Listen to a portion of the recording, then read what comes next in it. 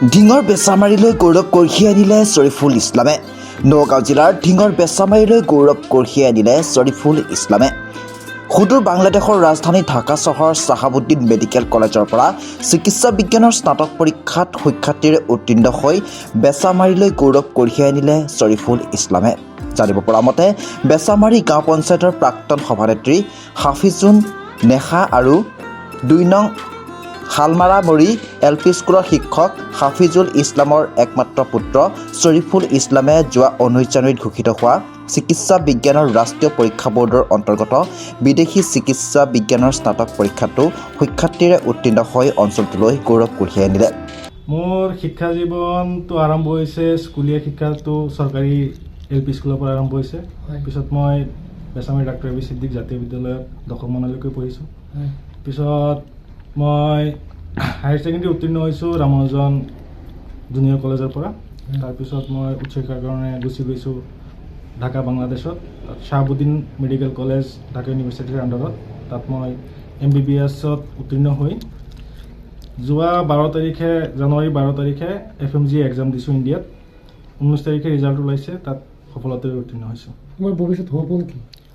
মোৰ ভৱিষ্যত সপোন এতিয়াতো প্ৰথমতে মই ইয়াত আমাৰ কোনো এক মেডিকেল কলেজৰ আণ্ডাৰত ইণ্টাৰ্ণশ্বিপ কৰিম। ইণ্টাৰ্ণশ্বিপ কৰাৰ পিছত PG কাৰণে প্ৰস্তুতি চলাম। আজি তেওঁৰ বাসগৃহত টুকটুকি অঞ্চলৰ বিশিষ্ট সমাজসেৱক তথা প্ৰাক্তন প্ৰধান শিক্ষক আব্দুৰ ৰছিদ, শিক্ষক আমিনুল হক, ফাৰুক আহমেদ, টুকটুকি প্ৰেছ ক্লাবৰ সভাপতি জালালুদ্দিন আহমেদ, উপসভাপতি ৰফিকুল ইছলাম, সম্পাদক আবুল হুছেইনৰ লগতে বৃহত্তৰ বেচামাৰী অঞ্চলৰ একাংশ ৰাইজে শ্বৰিফুল ইছলামক ফুলাম গামোচাৰে সম্বৰ্ধনা জনায়। মই মাক হিচাপেতো বহুত আনন্দ পাইছোঁ। যেতিয়া পাছ কৰিলে উত্তীৰ্ণ হ'ল মই আনন্দ পাইছোঁ।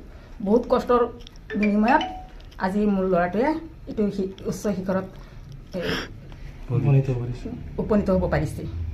এতিয়া ৰাইজৰ কাৰণে সেৱা আগবঢ়াব বুলি তাক মই যিটো ৰাস্তা দিছোঁ ৰাইজৰ কাৰণে সেৱা আগবঢ়াব।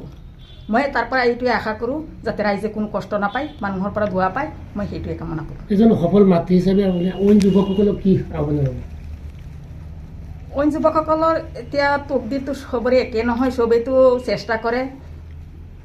আজি কিমানজনে 40,000 ষ্টুডেণ্টে পৰীক্ষা দিছিল, 13,000 পাইছে, FMG পাইছে। তেওঁলোকেও যাতে চেষ্টা কৰে যাতে পায় আৰু আমাৰ দেশৰ কাৰণে যাতে সেৱা আগবঢ়াই যাব পাৰে। মানুহেই মানুহৰ কামত লাগে, মই সেইটোৱে কামনা কৰোঁ। আৰু মানুহৰ পৰা যাতে দোৱা পায় আৰু মানুহৰ আশীৰ্বাদত যাতে এই দুনিয়াৰ পৰা চবেই যাব লাগিব, চবেই যাতে ভাল বুলি কয়, সেইটোৱে মই কামনা কৰোঁ।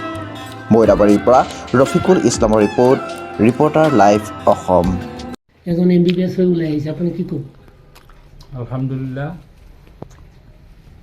আমি এই অঞ্চলৰ হৈ মানে গৌৰৱ অনুভৱ কৰিছোঁ। মোৰ নিজা ভাগিনৰ একমাত্ৰ পুত্ৰ শ্বৰিফুল ইছলাম যোৱা 19 তাৰিখে ৰিজাল্ট হৈছে। এই ৰিজাল্টত সুনাম অৰ্জন কৰিছে। এতিয়া 1 বছৰ গভৰ্ণমেণ্টক ইণ্টাৰ্ণশ্বিপ কৰিব লাগিব। আমি আশাবাদী যে ইণ্টাৰ্ণশ্বিপ হোৱাৰ পিছত যাতে PG কৰি ৰাইজৰ সেৱা আগবঢ়াব পাৰে, তাৰ কাৰণে আমি ৰাইজৰ ওচৰত অথচ আমি নিজেও দোৱা কৰোঁ আৰু ৰাইজক দোৱাৰ বাবে আহ্বান জনাইছোঁ। Reporter live Assam.